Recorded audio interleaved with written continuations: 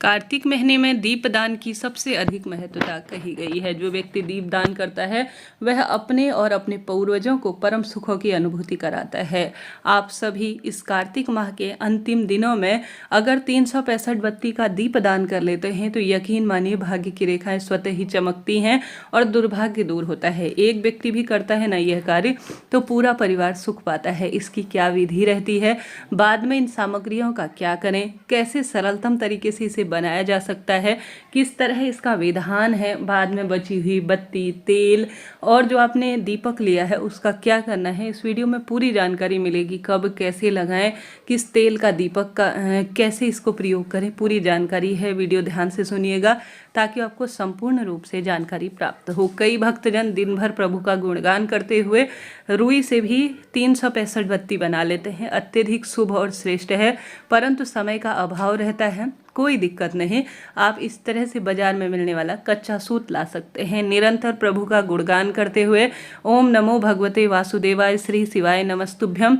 या कोई अन्य मंत्र स्मरण करते हुए राम नाम का जाप करते हुए सुंदर बातियां बनाना शुरू करें। आप स्क्रीन पर देख पा रहे होंगे मैंने एक कच्चा सूत लिया है। सफ़ेद रंग का भी आप ले सकते हैं, कलावा भी ले सकते हैं। आपके प्रश्न आते हैं दीदी कलावा हमें अगर हम दीपक के रूप में प्रयोग में लेंगे तो कोई दोष तो नहीं लगेगा? ऐसा कुछ नहीं है जी, इसका कोई दोष का प्रमाण नहीं मिलता। यह कच्चा सूत है अर्थात धागा है, तो इससे आप बत्ती बना सकते हैं। यह बहुत सरल होता है और इसमें जो है कई तरह की बत्तियां हो जाती हैं, तो बहुत जल्दी यह जल भी जाता है और श्रेष्ठतम स्वरूप में भी माना जाता है। तो आपने सफ़ेद रंग का देखा होगा, उसे भी ले सकते हैं, नहीं तो इस तरह से लाल रंग का भी कच्चा सूत अर्थात कलावा मिल जाता है। रुई का भी प्रयोग आप कर सकते हैं, कोई चिंता टेंशन की बात नहीं। आपके यह भी प्रश्न आते हैं कि दीदी हम सभी कैंची या चाकू का प्रयोग इसे काटने के लिए करें या नहीं, तो कोई दिक्कत की बात नहीं है, इसमें चिंता टेंशन की कोई बात नहीं है। अब आप घी का प्रयोग करें, चाहे तो तिल का तेल का प्रयोग करें, इच्छा आपकी है। अब आप सभी को इस तरह से एक कलावा ले लेना है। 4 आंगुल के बराबर बाती कही गई है तो वही हमें प्राप्त होनी है, उससे कम ना हो, इस बात का ध्यान रखें। यहाँ से लेकर यहाँ तक हमारे वेद शास्त्रों में हमारे दादी नानी जो है लंबी बाती हमेशा 4 आंगुल के बराबर कहती थी, तो आप सभी को वही प्रयोग में लेनी है। मैंने एक जो कच्चा सूत लिया है वह एक जो है 8 तार का धागा है, ठीक है। इसके अंदर एक बत्ती के अंदर हमें 8 बत्तियां प्राप्त जाएंगी। एक दीपक में हमें 8 बत्तियां मिल रही हैं और बीच से कट लगाएंगे तो 2 जो है बत्तियों में हमें टोटल 16 बत्तियां एक बार में ही प्राप्त हो जा रही हैं। सरलतम भाषा में कहूँ तो मेरे पास 8 तार का एक धागा है जिसे मैंने अपने हाथ में इस तरह से लपेट लिया है, स्क्रीन पर जैसे आप देख पा रहे हैं।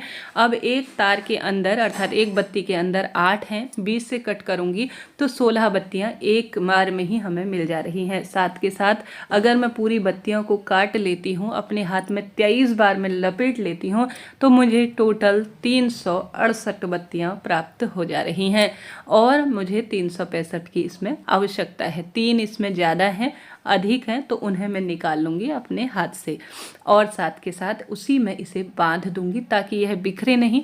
आप चाहते हैं कि 365 ही हों तो आप उन 3 बत्तियों को निकाल कर अलग रख लीजिए, बिल्कुल साइड कर लीजिए और इसी में से 2-3 बत्तियां निकाल कर इसे बाती स्वरूप अर्थात इसे बांध लीजिए ताकि पूर्ण रूप से 365 बत्तियां हमें प्राप्त हो जाए। बहुत सरल प्रक्रिया है, गूगल की मदद ले सकते हैं गुणा करने के लिए।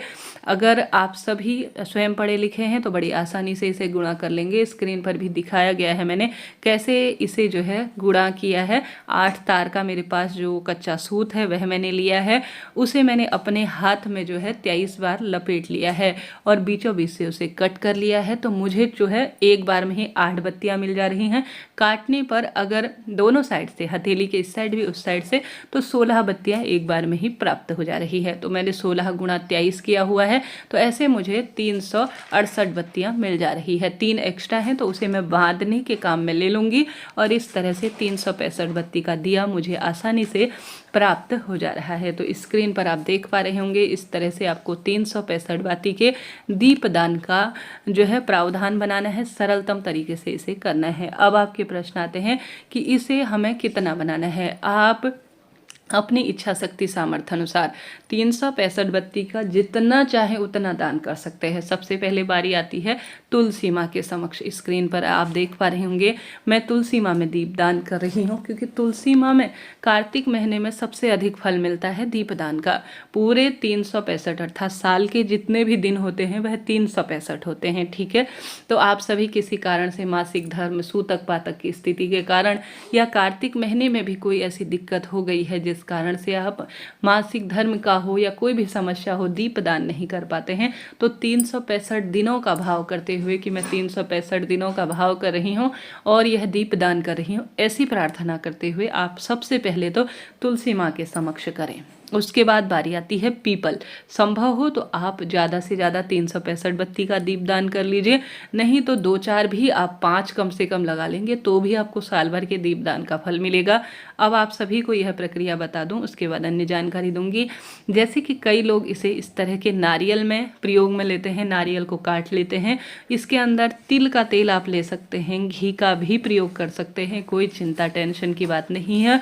तो आप सभी इस तरह से जो है एक नारियल ले लीजिए। ऐसा लगे कि यह काफ़ी महंगा है, मेरे से इतना नहीं हो पाता है, तो आप साधारण सरल तरीके से इस तरह से एक बड़ा सा मिट्टी का दीपक जो दीपावली से बचे हुए हैं उन्हें साफ सुथरा कर लीजिए, उनके अंदर से रुई काली इत्यादि निकाल लीजिए, उसमें आप सभी कर सकते हैं, कोई चिंता टेंशन की बात नहीं है। इसमें तिल का तेल या घी का प्रयोग किया जा सकता है, परंतु सरसों के तेल का प्रयोग नहीं होगा, इस बात का ध्यान रखें। अभी मैं सिर्फ वीडियो बनाने के लिए कर रही हूँ तो थोड़ा सा ही घी प्रयोग में ले रही हूँ। आप आशा है, उम्मीद है समझेंगे इस बात को। जब जो है कार्तिक माह के जो श्रेष्ठ दिन होंगे उनमें दीपदान किया जाएगा तो उनमें जो है अधिक घी का प्रयोग कर लिया जाएगा। साथ के साथ कई बार होता है क्या है, यह थोड़ा सा कम जलने में आती है, घी वगैरह का प्रयोग कम होने में या किसी भी स्वरूप में आप कह सकते हैं, तो आप इसके ऊपर इस तरह से इसके मुख पर कपूर भी लगा लेते हैं तो यह बड़े प्रेम पूर्वक बड़े सुंदर भाव से जलने लगता है। अब आप एक महादान करने जा रहे हैं तो इसमें थोड़ा सा आप रंग जो हमारे पास कुमकुम होता है, चंदन होता है, अक्षत होता है, वह जरूर से समर्पित करें। साथ के साथ आप सभी इसमें जो है कुछ भोग स्वरूप जैसे खील, बताशे या आपके घर पर अभी जो भी उपलब्ध है जिसके तहत आप अपने प्रभु को भोग लगाना चाहते हैं इस दीपक में डाल सकते हैं। इच्छा शक्ति सामर्थ्य आपकी है। दीपक प्रज्वलित हो जाने के बाद आप चाहें तो इसके ऊपर से जल भी घुमा सकते हैं, इच्छा आपकी है। आप जिस स्थान पर भी यह दीप दान कर रहे हैं उस स्थान पर थोड़ा सा गेहूं का आसन दे सकते हैं, फूल का आसन रख सकते हैं, एक प्लेट रख सकते हैं जिसमें एक मात्रा बिंदी बना लेंगे हल्दी कुमकुम की तो भी पर्याप्त रहेगा। और साथ के साथ अगर आप स्वास्तिक बनाते हैं तो और अधिक शुभ और श्रेष्ठ इसे कहा जाएगा। तो इस तरह से आपको सरलतम तरीके से यह दीपदान की प्रक्रिया अपनानी है। सबसे पहले तो आपको घर के स्थान पर विराजमान तुलसी में यह दीपदान करना है। दूसरा, आप सभी को आंवला वृक्ष के नीचे कर सकते हैं, इच्छा आपकी है। तीसरा, आप पीपल वृक्ष की जड़ में कर सकते हैं, इच्छा आपकी है। चौथा, आप श्री नारायण के मंदिर में कर सकते हैं, इच्छा आपकी है। पांचवा, कहीं बहते हुए पानी के स्थान पर कर सकते हैं। केला, आंवला, कोई भी दिव्य वृक्ष ले सकते हैं, पीपल ले सकते हैं। कुल मिलाकर आपको कहीं भी इन दिव्य स्थानों में 5 दीपकों का दान करना है। आकाश दीप अर्थात आकाश में रहने वाले मेरे सभी देवी देवता इष्ट पितरों का स्मरण करते हुए भी आप जो है 365 बाती के दीप दान को प्राथमिकता दे सकते हैं। कहीं नहीं जा सकते हैं, आपके बस की नहीं रहती है तो सिर्फ अपने घर के मंदिर में, तुलसी माँ के समक्ष, घर की रसोई में और घर का जो मंदिर है, 5 स्थान हो गए, और घर का दरवाजा या आपके घर के आसपास जो भी स्थान है। जैसे बेलपत्र वृक्ष के नीचे दीपदान करने से पूरे साल भर दीपदान का जो बेलपत्र वृक्ष के नीचे किया जाता है उसका फल मिल जाएगा। पीपल वृक्ष के नीचे कर रहे हैं तो देवी लक्ष्मी, पितरों का आशीर्वाद, श्री नारायण का स्वरूप है तो 33 कोटि देवी देवता जो है आवश्यक रूप से कभी न कभी किसी न किसी स्वरूप में, ऐसा शास्त्र में कहा जाता है, एक पीपल का पत्ता 100 ब्राह्मणों की साक्षी कराता है। तो पीपल वृक्ष के नीचे तो आपको करना ही चाहिए। इस महीने श्री नारायण जल में वास करते हैं तो आप सभी आवश्यक रूप से कोशिश करें आप बहते हुए पानी में कर पाएं। यह आपकी इच्छा शक्ति सामर्थ्य है, आप कितना अधिक दीपदान करना चाहते हैं। 2-4 भी कर लेंगे, केवल 2 भी कर लेंगे 108 की तो भी पर्याप्त रहेगा। आप माफ़ करें 365 की, तो यह आपकी इच्छा सामर्थ्य है। परंतु इस बात का ध्यान रखिए दक्षिण दिशा की ओर इसका मुख ना हो, हमेशा पूर्व या उत्तर दिशा की ओर ही आपको इसका मुख रखना है। भूल से भी आप सभी इस बात का भी ध्यान रखें कि मिलावट का काफ़ी दौर है, कम करें परंतु शुद्धता का ध्यान करें। बहुत सुंदर अवस्था में स्नान इत्यादि से निवृत्त होकर शाम के समय स्नान नहीं कर सकते हैं तो कुल्ला करें, जल के छींटे दें और सुंदर भाव सच्चे मन से प्रभु का चिंतन, नमन और मनन करते हुए आप कार्य करें तो निश्चित रूप से आपको तुरंत फलों की प्राप्ति होगी, सौभाग्य मिलेगा, रोग दोष कष्ट संकट पीड़ा से मुक्ति मिलना आरंभ हो जाएगी। कोई भी प्रश्न हो कमेंट्स में पूछ लीजिएगा, सभी सवालों का जवाब आपको प्राप्त हो जाए। और साथ के साथ आप इसे कभी भी जला सकते हैं। अब अंतिम 5 दिन है, इन दिनों में कर सकते हैं। कार्तिक माह के एकादशी से लेकर पूर्णिमा तक के इन 5 दिनों में कर सकते हैं, या कार्तिक पूर्णिमा के दिन कर सकते हैं, अष्टमी के दिन कर सकते हैं, नवमी के दिन कर सकते हैं। कहीं जाना है, बाहर या मासिक धर्म आ जाएगा ऐसा लगता है तो पहले भी कर सकते हैं, कोई चिंता टेंशन की बात नहीं है। आप जो है तुलसी विवाह द्वादशी के दिन कर सकते हैं, प्रदोष व्रत त्रयोदशी के दिन कर सकते हैं। इच्छा आपकी है, कहने का अर्थ है चमत्कारी दिन है, कभी भी किया जा सकता है। वीडियो उपयोगी रहता है तो राधे राधे लिखना ना भूलें। और आप सभी के लिए वीडियो फायदेमंद रहते हैं तो आप चैनल को सब्सक्राइब कीजिए।